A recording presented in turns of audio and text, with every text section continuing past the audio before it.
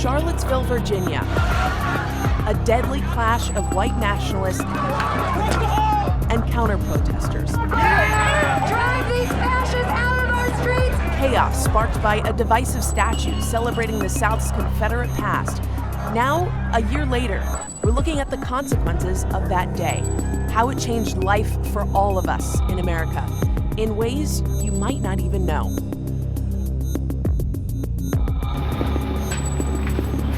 Hey, I'm Simone, Boyce. Virginia has already declared a state of emergency ahead of this weekend's anniversary. Police are standing by and looking to prevent another Charlottesville, even though they were completely overwhelmed this time last year. And that same Unite the Right group is set to rally again Sunday night, this time in Washington, D.C. Today, our conversation begins with a mom and dad who appear to be led down a path to radicalization. It started soon after their white nationalist son was arrested and convicted for beating a man during last year's protests. Here's Ed O from NBC's Left Field. The Unite the Right rally on August 12, 2017 in Charlottesville, Virginia turned violent and left the nation divided. After the hate rally that took place in Charlottesville, Virginia, a video went viral showing the beating of a counter-protester named DeAndre Harris. Jacob Scott Goodwin was identified online and arrested, charged with unlawful wounding, a felony that could carry up to 20 years in prison. I met Jacob's family in the aftermath of the rally. They fiercely deny the charges and say that Jacob was defending a fellow white nationalist. His parents are poised on the edges of the movement that Jacob has joined. We went to Charlottesville for a protest.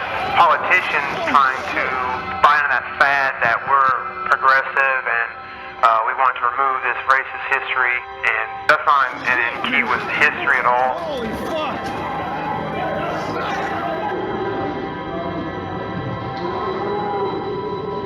That's why I went, was because I believe in preserving my ancestry. Please, baby, I love you. I love you. I'll see you soon. Hey, baby. Come here. He said, Mom, this white man was getting beat up. And I said, oh my God, what did y'all do? He said, well, we retaliated. We couldn't let him get beat up. He just didn't stand there. And I didn't raise him to stand there and just watch somebody get the snot beat out of him and almost kill him. That's why I'm proud. I don't agree with every point of view that Jacob has. Oh, I don't, because I don't know it all yet. I'm learning. I know that what he did was right. When there's a situation where someone's in need, get involved. Don't ignore it. What we have to focus on now is Virginia. We have to focus on making sure he has the best legal representation possible so that he will come out of this without a felony conviction on his record. And I don't want him to do any time other than what he has to do before the trial. Billy Roper has spent his entire life championing white supremacy. He's the leader of the Shield Wall Network, the organization Jacob is in. You're helping me raise this man too. You don't realize that, but you are. Billy has organized legal and financial resources for the Goodwin family since Jacob's arrest.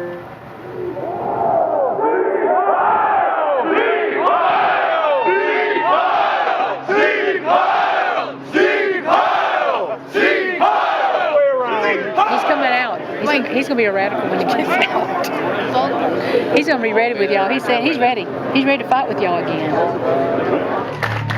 This fight is a good thing. We're learning that we have to recruit in our white society. Our history will stay strong. I just wish I had more voice to give y'all, that's all. So that's what I did for the movement. I gave y'all Jacob. Yeah! Help it. She said, this is my son, and she will stand strong for him. And she is the sort of person that's standing for us. So hail victory! Am I right? Okay. So what am I now? I'm a separatist, right? As a human being, and as an Asian person, I am horrified by the ideology of these groups. There's this woman here who clearly loves her son, who just did a symbol that Jews around the world, Asians around the world, minorities have spent so much time Get rid of. And then here I go. I was doing it just for Jacob. I'm not there. Jacob was there. And would Jacob do that? He would have done that as the group did it. Now I'm knowing that it's a bad thing. I won't do it again. Because now I understand what you're saying it stands up for what, but the way I was doing it, I didn't think it was a bad thing. It's your responsibility to understand what kind of ideology your son has gotten himself into. Billy Roper, they Google him, the first thing that comes up is the Southern Poverty Law Center that says he is one of the biggest extremists in America. Every non-white person on the planet has to become extinct. That is Billy Roper. But I didn't know at the time. I'm finding all this stuff out after the fact, you know. I just want to do my job. I was just born to be a mother. I wasn't born to be in politics or understand what Hitler freaking done. I was just born to be a mother.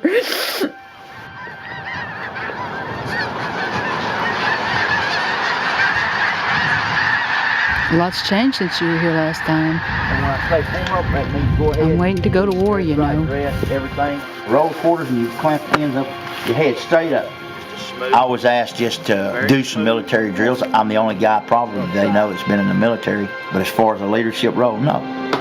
I'm not a leader. Forward.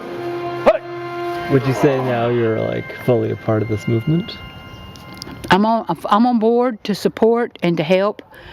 I'm not joining a group. Scott and I ain't joining a group. I have to fight an unjust and an unfair world with my son.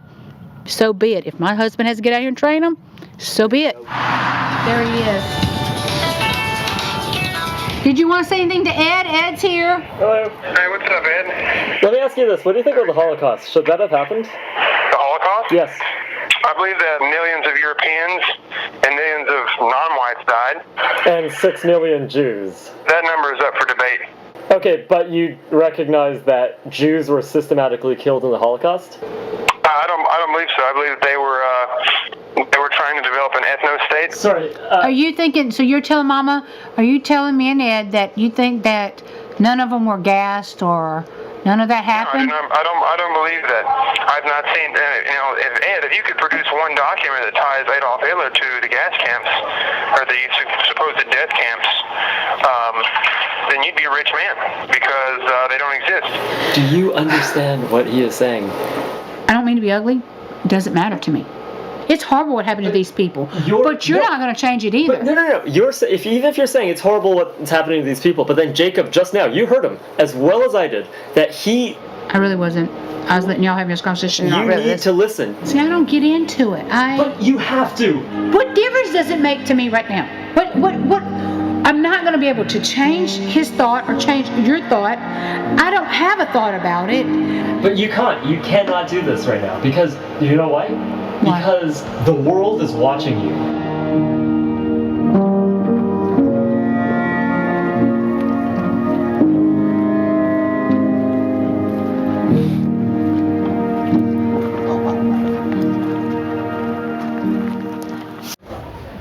So as you just saw, Jacob Goodwin was found guilty of malicious wounding and he's expected to be sentenced later this month. You can catch the full documentary at nbcnews.com/leftfield and I highly recommend that you do. But right now I want you guys to meet Christian Piccolini. He is someone who knows radicalization firsthand because it happened to him. He was a part of a skinhead gang, skinhead group for 8 years for most of his youth. But now he's on the other side of that and he is helping other people leave these extremist groups. So Christian, as someone who has lived that life, what do you make of what you just saw? What's your reaction to that? Is this how it happens?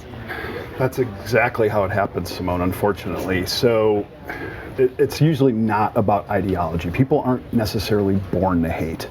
I've seen people who were even born into clan families that had to be taught how to hate. What happens is when people are on a search for identity and for community and purpose, things that are completely foundational for human beings, if they have potholes, if they have things in their path that deviate them, it could be trauma, it could be poverty, like I saw in the video, but those things push people off to the side. And then you see people like Billy Roper, who I know very well, not personally, but I know his reputation, who swoop in with a solution, a temporary solution that provides false hope. And then they draw a mother in there who is just worried about her son, and he seems to be the only person that's willing to help her, so that's Right. how they suck her in. And by the way, you can totally empathize with that mother in that moment of anguish. You know, her son is in jail and she just wants to do anything that she can to help her son. But how does she then go from adopting his ideology to denying the Holocaust ever happened? And this kind of happened through Billy Roper's offering of legal support, right, and financial support. Is that how they get in there? Well, you know, it's a really, once you get in, it's very tempting because it provides a lot of solutions. Now, they're false solutions, but it gives that mother or any American a reason to blame the other for something. And for her, it's a reason to blame the system because she feels that the system is holding her son back, that he's not getting fair justice. And a recruiter is savvy enough to swoop in and say, we need to fill that hole. So I want to talk about how these white nationalists look, behave, act today. Their recruiting tools. And you know what? First, let's start with understanding the terminology, right? Because there are all these terms that are being thrown around. Right. White nationalist, alt-right, white supremacist. Help us differentiate. So, you know, they're very good at coming up with terms that are very palatable. Back when I was a skinhead 30 years ago, we were calling ourselves white pride or white separatists to the public, but behind closed doors, we were white supremacists. We wanted to eliminate the enemy. And the same thing is happening now. They've traded in the boots for suits. The language has become more palatable for people. White nationalist doesn't sound as bad as neo-Nazi or white supremacist. So they've learned to massage the language. And I refuse to use those terms because I know that they sat in a room and they came up with them to try and fool people. So right now I want to bring in Amy Holmes. You know her from PBS's In Principle, and it's so good to have you here, Amy. Pleasure, Simone. Christian. Hi, how are you? Yes, you guys should absolutely meet. Want to bring your voice into this conversation. So just talking about that terminology and the way that white nationalists and the people like we just saw in that video are branding themselves today, let's talk about Jason Kessler, who is the organizer of the Unite the Right rally in Charlottesville, and then what we're going to see this Sunday. Now, You've actually spoken to Jason Kessler, right? I've interacted with Jason. I've reached out to him. I've attended his court dates. Yeah. You know, I believe in holding people accountable for their actions. People died, not just Heather Heyer, who lost her life because she was so adamant about not being silent anymore about this, but 2 state troopers lost their lives. Yeah. Many other people were injured because of this, and he's yet to take responsibility for it. He, in fact, spins it and blames it on the counter-protesters. Amy, what do you think that we're going to see on Sunday? Do you think it's going to be as explosive as it was last year? Well, there are reports, Simone, that some of the white nationalist groups that participated last year are actually not participating this Sunday in Washington, D.C. In Charlottesville, we know that authorities are putting, massive police presence on the ground. They are roping off downtown Charlottesville, and that the people of Charlottesville want to use this as an opportunity actually to heal and bring the city together and show unity and support support for the idea that we're all created equal under our Constitution and in God's eyes, if you believe in a higher power. Will it be as explosive? Gosh, I don't know, because when you get groups of people together, particularly the groups that we're talking about in this alt-right, neo-Nazi, white supremacist right, it can get very, very ugly very, very quickly. And I do want to add with Jason Kessler about him not taking responsibility. When Heather was murdered, this is what he had to say on Twitter. He said, Heather was a fat, disgusting communist. Communists have killed 94 million. Looks like it was payback time. That is how ugly and odious what we're talking about. Right. And it was even offensive to some members in his inner circle, right? To some people in his inner circle, and that caused a break, a separation. Didn't he Christian, didn't he kind of break away from some other people? Yeah, I think he really alienated himself, Yeah. and Amy's correct. A lot of the leaders from last year's rally have said publicly that they weren't attending, that they didn't want people to attend, but I suspect that that's more of a PR move. How disgusting do you have to be when even neo-Nazis don't want to associate with you? But here's the thing, it's not genuine. It's a PR thing. They just want to separate because they know that kind of a heat that Kessler is bringing to the movement is something that they're trying to get away from. You know, what you were saying earlier with Simone that I thought was so fascinating is just how calculated and intentional it is to rebrand in order to try to influence people. Well, because you hear them saying, you know, we're not racist. This is just all about white pride. But that's not what you were saying behind closed doors when you were a part of a movement like this, right? Yeah, you know, pedophiles don't like to be called pedophiles, and you know, racists don't like to be called racists. Behind closed doors, it's a different story. The language changes completely. There's a marketing face. There's the facade that wants to draw people in, the average American white racist. Because we knew 30 years ago, Simone, that our boots and the tattoos were pushing people away that we wanted to recruit. So interesting you said boots to suits. Boots to suits. That's interesting. David Duke was the first one to do that in '92. Sure, but can I push back a little bit on this, which was last year in those Tiki Torch rallies, we also saw swastikas, Nazi flags, and we also heard chants, "The Jews will not replace us." That was pretty public and pretty blatant when we're talking about supremacy and racism and truth came out. Bigotry. The truth came out when you put them in numbers, when they didn't feel vulnerable anymore. When you put them together, then they were emboldened. They had, you know, the president's support, or at least they've proclaimed. David Duke has said it. Jason Kessler said it. Matthew Heimbach, Richard Spencer have all praised Trump for having their back. And this is something that Trump supporters don't like to hear, that the president's language, as interpreted by white nationalists, is something that fuels and emboldens them. They should condemn it then. Certainly, and let's also remember last year when the president said that there were some very fine people marching on the alt-right side and that they were treated unfairly by the press. He was roundly criticized and denounced by Republicans as well. Yeah. And Newt Gingrich, former House Speaker and huge supporter of President Trump, he said, you know, President, you need to fix this because your presidency is in crisis. Right. Yeah. All right, guys. Well, we're going to switch gears here a bit. So in the months after Charlottesville, an independent review showed police just didn't have the resources to contain this violent rally. And as a result, as you guys know, one woman was killed and at least 19 people were injured. Now, we're learning about what happened to the survivors and the challenges they're still facing. That angle from Katie Engelhardt from NBC's Left Field. Their car was probably right here. Right here. What happens to survivors of terror attacks in America after the news cycle moves on? Who advocates for them? Who pays their medical bills? And why do so many survivors need to crowdsource money on platforms like GoFundMe? Coming up to the one-year anniversary of the Unite the Right rally, it occurred to me that I knew very little about the specific people who were hurt that day and how they were doing. So I started making calls to Charlottesville. Let's not hit this car. So I broke a right rib, I broke 2 parts of my spine, and I broke both legs. If I squeeze on you down here, is that hurt? It's right there. Not horrible, but yeah, that hurts. On August 12th, a man drove his car into a crowd of counter-protesters, killing one woman. Star was one of the people he hit. Doctors had to operate on her right leg, but there were complications and an infection, which meant more surgeries. Yeah, I really don't want to do a 5th surgery. It's already really pushing it to go back to work by January, and no one's paying my rent anymore, no one's paying my electric bill. So that's really scary. Yeah.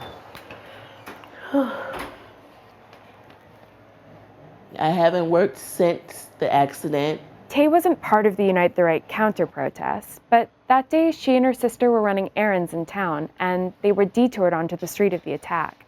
They were directly hit by the driver. And my head just went forward so hard. The sisters were brought to the University of Virginia Hospital, which offered free emergency care to victims. But after that weekend, the free treatment stopped. I can't pay a bill. I can't work. I can't drive for too long. Can you get the salt pepper out? I need help taking care of my 9-year-old child because she helps mommy now, you know? Why don't you go watch the game or play the game or watch TV, baby? Tay was eventually diagnosed with complex regional pain syndrome, a kind of chronic pain that sometimes develops after traumatic injury. Symptoms include burning, throbbing, swelling, spasms, and tremors. You miss me just being able to get up and go? Yeah. I miss it too, girl. Do you have any kind of long-term disability insurance through your last job? No, my job did not offer that, so I did not. This is really common. Only around 1 in 3 American workers has long-term disability insurance to cover them if they're out of work for more than a few months. But the GoFundMes have helped enormously. So one raised $7,400, and I believe the other was $32,000. So I've been lucky. In all, around $1.4 million was raised on GoFundMe for victims in Charlottesville, and that's on top of the smaller amounts raised on similar pages. Up until last summer, GoFundMe was actually advertising itself as the #1 site for terror victim fundraising, though the wording on the website's now changed. Which got me thinking, why has this become almost standard practice after terror attacks? Money is definitely a stress factor, and a fact that I don't know when I'm going to be able to make my own money again. At the time of the attack, Tay was uninsured, and she didn't have a primary care doctor. I couldn't, healthcare is expensive. Since August 12th, she's had to stop working, and she's gone on Medicaid. She's seeing doctors, but she says she's still struggling to find the specialist she needs. Like anyone involved in a car crash, Tay has also looked to car insurance for financial coverage. But in this case, there's a hitch. He intentionally ran into a crowd. He intentionally hit a car. He intentionally tried to kill people. So the insurance not covering that. They don't pay for stuff people do intentionally. They pay for accidents. James Fields Jr., the alleged driver behind the car attack, had car insurance. But in the course of reporting this story, I learned that his car insurance denied coverage for the injuries he caused, on the grounds that he caused them intentionally. That's actually standard industry practice. Car insurance is for car accidents, not intentional attacks. And that's to prevent people from deliberately crashing their car to get payouts. There are government agencies to help survivors of terrorism. In 1988, the Department of Justice started the Office of Victims of Crime, which runs something called the Anti-Terrorism Emergency Assistance Program. Individuals make compensation claims at the state level. In Virginia, the Virginia Victims Fund covers things like medical costs, lost wages, temporary housing, prescriptions, and mental health counseling. But the payments max out at $25,000, and the fund is considered a payer of last resort, which means that victims need to spend down their health insurance and car insurance and even their GoFundMe earnings before they're eligible, which all goes to say that the system is tangled and really difficult to navigate. The victims are stuck in dealing with a pretty complicated bureaucracy. To my knowledge, as of last week, only one victim has received compensation to date from the Victims' Compensation Fund. The Virginia Victims Fund wouldn't confirm numbers and would only say that applications are being processed. In the meantime, the local Charlottesville Area Community Foundation has raised over $300,000 for victims. It's helped Star and Tay with non-medical costs, things like food and rent. But eventually, that money will run out. I've budgeted enough, so I'll be okay through January. What happens if you don't start work at the start of January? I'm screwed. I don't know how I'm paying rent. Yeah, I have no idea. I'm very, very scared about that. The alt-right leaders who organized the Charlottesville rally claim they descended on the Virginia College town because of a Robert E. Lee statue, a statue the city was planning to remove. There are hundreds of these Confederate monuments around the country, and MSNBC's Trymaine Lee went on a journey to see them for himself. The battle in Charlottesville seemed to be over a single statue, and it's a battle that's been repeated in cities across the country. But more than 1,500 monuments to the Confederacy remain, honoring those who fought and died to keep Black Americans, like my ancestors, in bondage. So I decided to travel the South to learn for myself just how deep the roots of this fight are buried. I didn't want to take this journey alone, so I asked my friend, John Elligo, a reporter for the New York Times, to join me. How you feeling? Not tired, but yeah. Good to see you. Finally made it. For years, we've talked about race and history, how his people came to America by way of Trinidad and mine through the slave trade. It just seemed natural for him to join me. Yeah, no, I'm good. In 2017, the City Council of Fredericksburg took up the question of whether to remove a slave auction block that stands on a corner in the middle of downtown. Councilman Chuck Fry proposed removing the block. The auction block had been on my mind for a long time since I was a kid. You know, I used to see people spit on it, and I saw a mock auction where folks did a mock auction. That rips your soul apart. My stance was always, okay, you know, I think it needs to go. It came down to a vote. With all due respect to the Fredericksburg City Council, it was a 6-1 vote. Do you believe that there is a way to do the block in a respectful way and keep it there? I can't change my view. What we can do is tell a story that's a more full, in-depth story. When you walk by that, and you walk by with your children, and you walk by with your people, what is the message being sent? There's a possibility your great-great-grandfather was sold here. It is totally unfair and unreal that people can actually sit there and say that, oh, well, we're just saving history. No, what you're doing is you're spitting in our faces. That's what you're doing. In Fairview, Kentucky, the birthplace of Jefferson Davis, the state is wrestling with how to recontextualize a larger-than-life monument dedicated to the only president of the Confederacy. Oh, there it is. Look at that.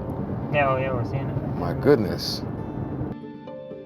When you think about the conversation and debate, especially over the last year, what role do the monuments and artifacts that can't be torn down as easily as a statue, how do they factor into this debate when you're talking about an obelisk that's 351 feet tall? That's where we're really moving into in the past few years is talking about the construction of Confederate memory in Kentucky, rooted specifically in this site. Who are the groups that are raising money to create these monuments that populate our landscape today? Start to promote it, start to sell it back to not only the South, but to the entire nation, and sort of retelling the history of the South and the Civil War, and recognizing that this memorial landscape that we encounter is not a product of the Civil War, and that its history comes much later. Its history is situated within a story of a Jim Crow South.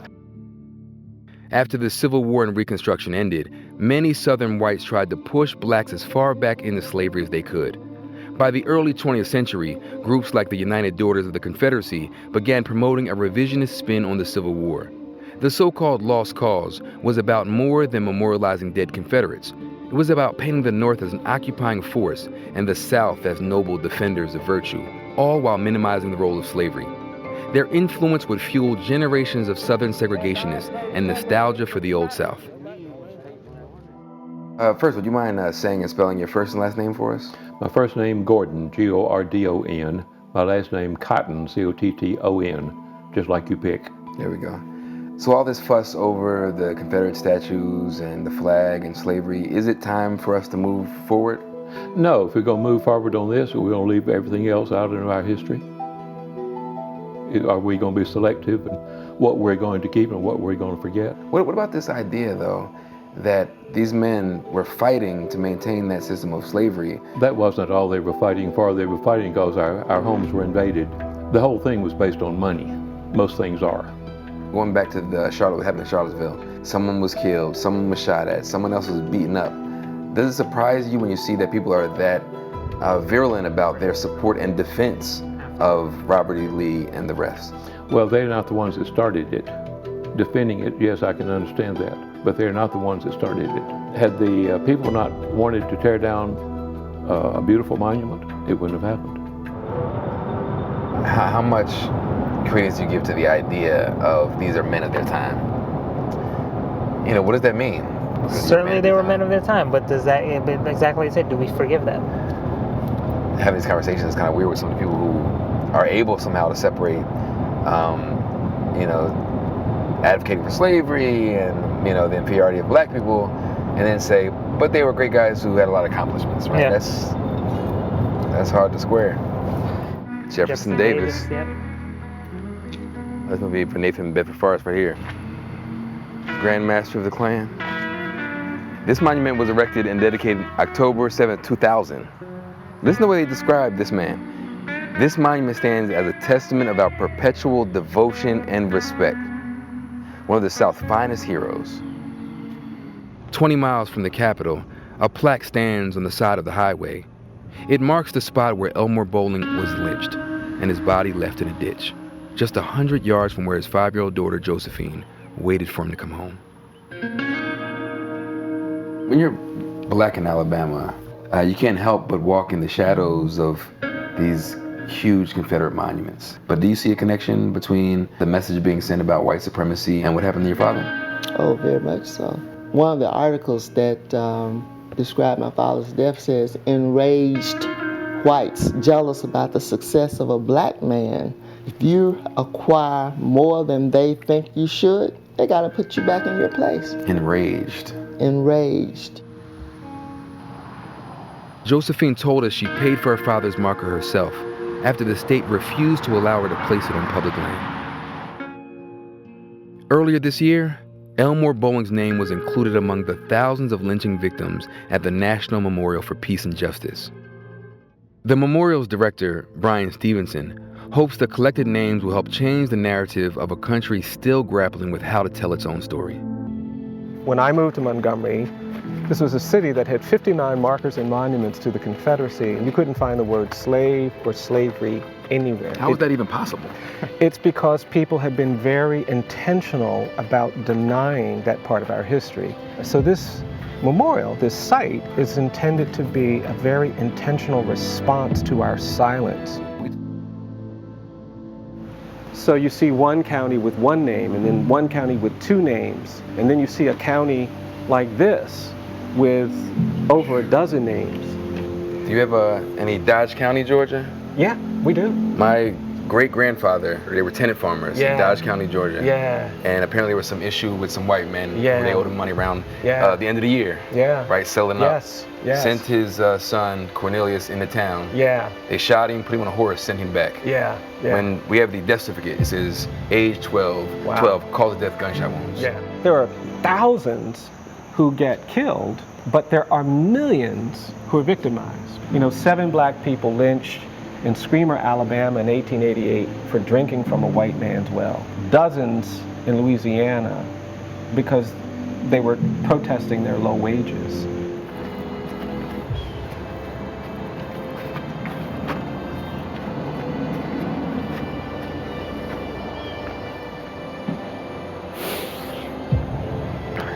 One, two, three, 4, 5, 6, 7, 8, 9. It just weighs on you. And this idea there's so many more because I know from my family story what happened. Oh, of course. And he's not here. Yeah, of course. There's so much more.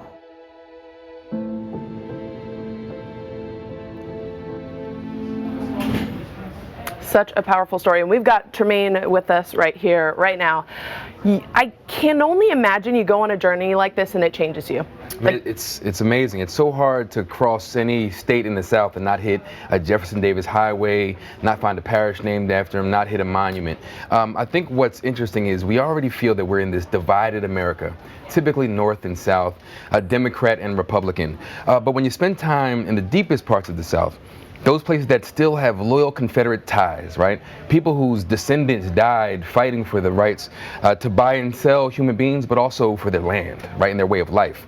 That part is what changed us a little bit. I think engaging with people who they're not necessarily denouncing slavery, but they're saying these were men of their times. This was still my great-great-grandfather.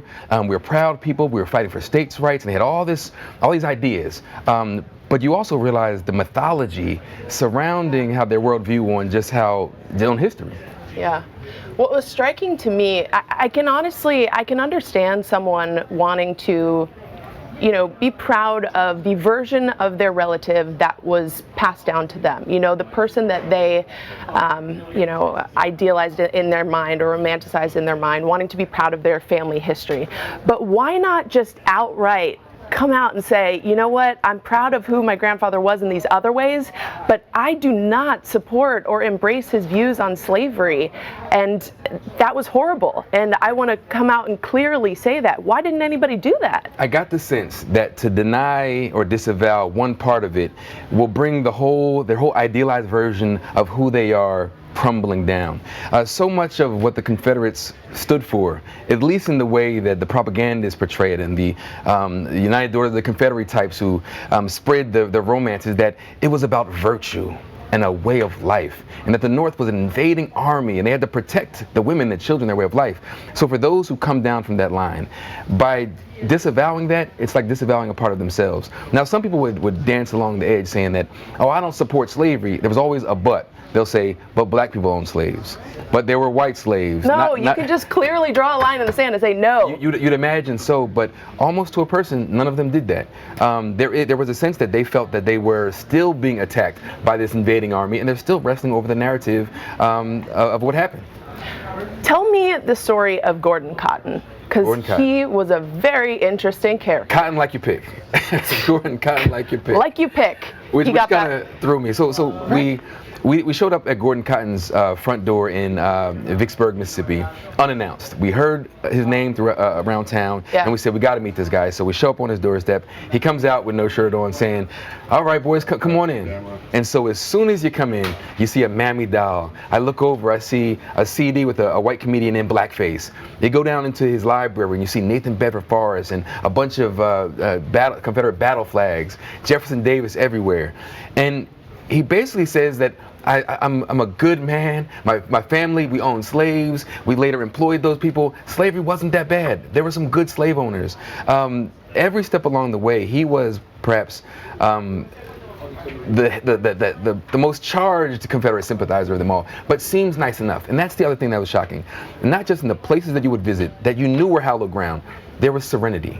There was peace on the plantation. You engage with men like a man like Jefferson Stokes, who for 25 years was a Confederate reenactor, and he traces dozens of his family members to the Confederacy. A nice enough guy. Gordon Cotton, a nice enough guy. But what they maintain, the pride that they have in their heritage and their culture and their people, was the direct opposite of the experiences of black Americans, the subjugation, oppression, and violence. And that's what wasn't so easily squared, and they didn't make much of an attempt to try to square that. No, and we definitely saw that. Christian, would you come back in and chat with us? Absolutely. So, Christian, Trymaine, you guys pleasure, meet. Man. Now, Christian, help me understand. So the whole Charlottesville rally was supposedly about this statue, but is it really about the statue? It's never about what they say it's about. That was an excuse, because arguing about a statue they know is a hot button issue that doesn't really have a good and easy solution. Just like arguing about free speech. They initially were calling it a free speech rally. You know, I was in Charlottesville too, like you were.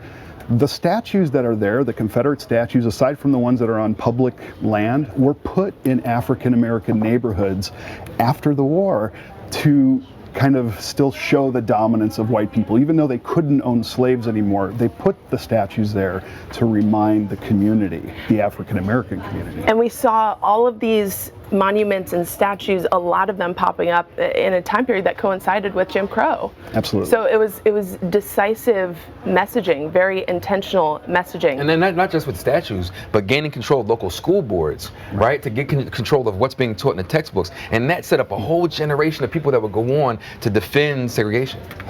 I grew up in the North. We learned about slavery, and that was the reason for the war. But when I asked people in the South, it was about Northern aggression and states' rights. So we're even teaching history differently within our own country. Yeah, interesting. Where do we go from here, guys? I mean, it's obviously, in reality, these statues, these monuments, they're not all going to come down. And if they do, we could see something like what happened in Charlottesville. So what's the solution? We use the word bubbles a lot, right? Because so much is trapped inside and not much is coming in. When you go down to the most rural parts of the country, they're not seeing any black folks. Everything taught in their schools is a certain framing of history. I think just like everything else, we live in such a segregated world. If we lived closer to each other, if we worked with each other, went to school with each other, I think there would be some exchange of ideas and maybe some actual reconciling. Or take a page out of what happened in South Africa, a Truth and Reconciliation Council, where we can come and people can finally say, you know what, my people own slaves. We bought and sold people, and it was terrible, and we're trying to move on or something, but I don't have much hope or faith that we will progress anytime soon. Well, we haven't acknowledged the Holocaust that's happened in this country, and that's something that we need to do if we want to move forward. If we want to heal, we have to acknowledge what's happened, and that hasn't happened. Do you think there's a way to honor the people who died fighting for the South in the war? Is there a way to take those monuments and put them somewhere where that legacy could be preserved, that history could be preserved, because both sides feel like they're right here. But that's the issue. That's part of it, and some people don't want to give a single inch on this issue, right? Don't touch the statues, leave them where they are. They stand for our people. But there is another movement, in some places like Monticello, Thomas Jefferson's plantation, are doing a better job of recentering the experience of those who live there. So perhaps it's a plaque, perhaps it's some literature, something that explains contextualizing it. That's the part. They're teaching the history rather than just showing it off. Yeah. All right, Christian, we're going to get to your doc right now. Christian, he says that he gets contacted all the time by young men and women who are part of racist and extremist groups and don't exactly know how to get out. Remember how we saw what radicalization looks like at the beginning of the show? Well, Christian's new MSNBC documentary, Breaking Hate, shows just how easy it is. I don't know that anybody grows up to aspire to be a hater. Something happens in their life that turns them from a normal, everyday young person into someone who wants to scorch the earth. First time I ever heard anybody use the N-word was my grandmother. I didn't really think too much about it until I went to a predominantly black middle school. I was always getting messed with, you know, picked on. I looked at myself as garbage, really. That's how I saw myself. In my work, I call these potholes, the small traumas that shatter a person inside and drive them towards any community that will accept them. I hated people messing with me. That to me was really like when I first started to feel that resentment. And as I got older, I looked at it as, I don't have to take this anymore. You shave your head, you put on some boots, and nobody's gonna mess with you. Before that, I was just Gabe, just nobody. Now I'm Gabe the skinhead. You know, everyone either respects me or fears me. Christian, this is so incredibly powerful. I want an update. How are things going with Gabe? He's the subject of one of the episodes of Breaking Hate. Well, I think that viewers are going to have to tune in to find out. But I can tell you that it will show people that we're all broken and that we all need each other to make it through. Despite our differences or our similarities, we all need each other. And when we're all in a better place, we all benefit from that. And you've often said that it was compassion from people who you disliked that helped you get out of that lifestyle. That's right. You know, not to say it's anybody's responsibility, whether it's people of color or victims of these crimes, to be compassionate to haters. But I can tell you, Simone, that's the only thing I've ever seen work is empathy and compassion is so transformative, because what happens is, you know, hatred is born of ignorance. Fear is its father and isolation is its mother. When we don't understand something, sometimes we become afraid of it. And if we become too afraid of it, that could manifest as violence. And, you know, depending on your situation, if, you know, like Gabe was in this episode, he, you know, lived in poverty. There was drug abuse in the home. There was, you know, a divorce. There were all sorts of these potholes. But that doesn't mean that you can't have privilege and also have potholes, because we absolutely see people who have academic degrees and have lots of money go into this as well. Yeah. One of the questions that I keep coming back to, Amy, is where do we go from here? You know, we are seeing a record number of white nationalist candidates running for office. So where do we go as we head into midterms this fall? Well, I think we do what we're doing right now, and it's to educate ourselves and educate the public about some of this historical context. And last year, I have to tell you, Simone, I grew up in Seattle, Washington, very, very far away from the Civil War and these issues of the Confederacy.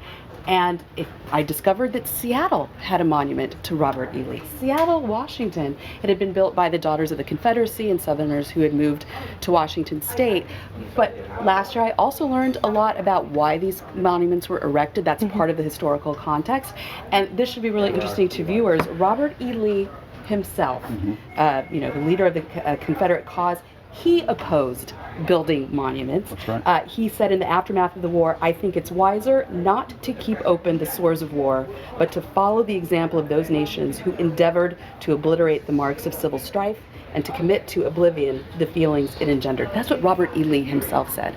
So I think as we're educating ourselves about Confederate statues, the symbolism, the history, that's part of it too. And part of it is how these people are being used, right? So he'll say that, but then we have 1,500 monuments dedicated to the Confederacy. The United Doors of the Confederacy alone put 700 up since 1890, right? So I think sometimes, obviously, we're dealing with some white supremacists, especially when you're talking about the Jefferson Davises and Robert E. Lees of the world. But then people now can project their own feelings onto them and turn them into these heroes that maybe they weren't then. Which is precisely why white supremacists use these situations to pull in the average person. This is the big question, right? Is it something that is so mainstream that we can't ignore it, or is it fringe and we should just kind of let them exist in these far reaches of the internet where they have for, you know, they've been there this whole time? Yeah, let me add to that. Growing up in Seattle, Washington, I remember in the 80s that skinheads, neo-Nazis came to downtown Seattle to march with Nazi flags coming over from Idaho. So that has, you know, it's existed forever and exists now, but I do want to be careful. The polling data shows that, in fact, most Americans hate these people, hate these groups, do not identify or sympathize with their message, but certainly there's racial healing that we need to do for the broader American public. Yeah. All right, guys. Christian, you want to add something? Go ahead. You know, we're giving so much attention to this. I think it's important to not give them a platform to spread their hate, because they will never tell us the truth when they're on television. But I think it's important to get the story and to not ignore it, because we cannot sweep this under the rug. We have to understand it. Like, if you were diagnosed with a disease or with cancer, you wouldn't ignore it. You would treat it, and then you would try and find ways to prevent it, and that's what we need to do in Christian, this country. you're so inspiring listening to you. I can't believe that you were ever on the other side. It's extraordinary. Well, you can find out more about his story in Breaking Hate. And thank you to all of you guys for being here. Loved hearing all your voices on this topic. And we'll have everything that you need to know throughout the weekend to follow what's happening both in Washington, D.C. and Charlottesville. And you can find that information on NBCnews.com. And again, don't forget, Christian's documentary Breaking Hate airs this Sunday night at 9 p.m. Eastern on MSNBC. We'll see you next time.